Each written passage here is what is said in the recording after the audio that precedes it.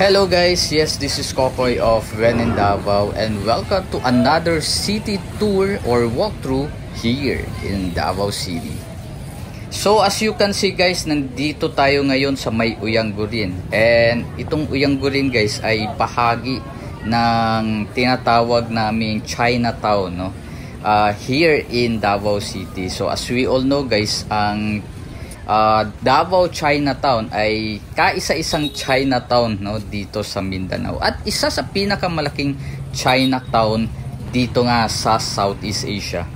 So makikita nyo naman yung bahagi ng Magsaysay Park at makikita nyo yung gate, no, ng Chinatown. Actually bahagi pa rin naman ang Magsaysay Park ng Chinatown, no. Itong Chinatown guys, this is the primary residential area, no, ng mga Chinese Philippine community dito nga sa syudad ng Davao City. And mapapansin din natin guys, no, na sobrang traffic talaga, no. Kasi nga although December ngayon, pero meron kasing kino-construct, yung nakikita nyo sa gitna. Yan po yung tinatawag na underground wiring project, no, dito nga sa Davao City. So sinimula na kasi yan from Acacia papunta dito sa may Magsaysay. So medyo matraffic talaga kasi naabutan talaga siya ng Disyembre na kung saan rush hour to, no, ng mga mamimili dito sa Davao City. Pero kapag ito naman ay natapos, ay nako, napakaganda nito guys kasi wala nang mga spaghetti wires, no, dito nga sa may Uyanggurin at sa may Magsaysay. Actually guys, meron ka ring mabibili dito ng mga fresh na fruits like pomelo at ng mga durian candies, no, dito nga malapit sa may Magsaysay. As you can see, tingnan nyo naman, ang sarap.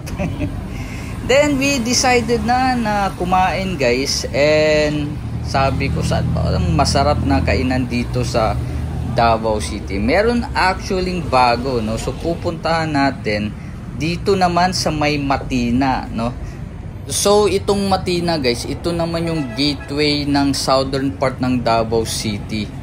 Kung mapapansin nyo guys, hindi naman masyadong kalakihan yung mga landmarks dito or buildings, no, dito nga sa may Matina. Pero in the future guys, this will be the future of Davao City dahil nga yung sa tinatawag naming DGT or Davao Global Township, na kung saan in the future, nako, napakalaking project na yan.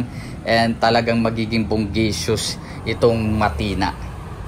So naglakad lang ako ng konti guys from SNR papunta ng Coca-Cola Village, no. So yung merong jetty na gas station, doon po tayo pupunta. So kasi nga doon tayo kakain. Meron kasing bagong cafe na matatagpuan nga doon sa may dulo ng Coca-Cola Village, no. So pwede kang sumakay, pwede ka ring maglakad kasi madali lang. So sa sobrang lapit lang nito from Kanto Jetty Gas Station sa may Matina, hindi na kami hinikayat ng driver, no, para sumakay. Kasi nga pwede talaga siyang lakarin. Hanggang dulo lang kasi makikita mo na yung kanilang lugar. So ito na nga yung lugar dito nga sa JH Garden Cafe, no.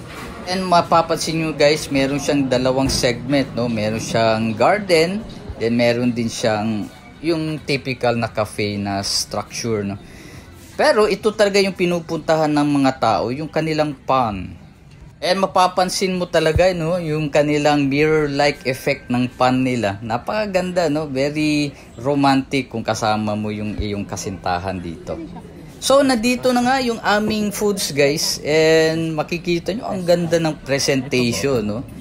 Meron silang JH Garden Salad, which is my favorite. Meron din silang pasta, and ang sarap ng pasta nila guys, Usually hindi ako fan ng pasta, pero yung pasta nila talagang I really like it, no. And syempre yung kanilang veggies, no, kasi medyo mataba na tayo. So ito na yung kabuuan ng aming in-order guys. Medyo dalawa lang kami nito pero okay lang naman siguro. And pagsapit naman ng gabi guys, makikita mo naman yung warm color theme, no, dito nga sa JH Garden Cafe. And take note guys ha, 24/7 sila dito.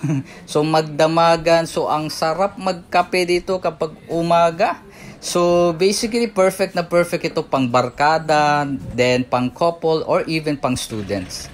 Then after namin kumain guys, pumunta na kami sa Ecola no, kasi meron lang kaming aasikasuhin. So sumakay lang kami ng taxi guys papunta doon kasi actually medyo malapit ang Matina ha, papunta ng Ecoland kung magsho-shortcut kayo sa may Huna subdivision no.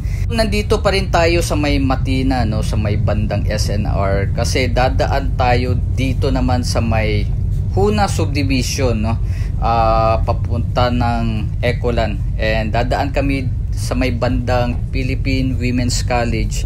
Usually doon talaga dumadaan. So, salamat. Thank you so much guys for watching our video. This is Kokoy of When in Davao.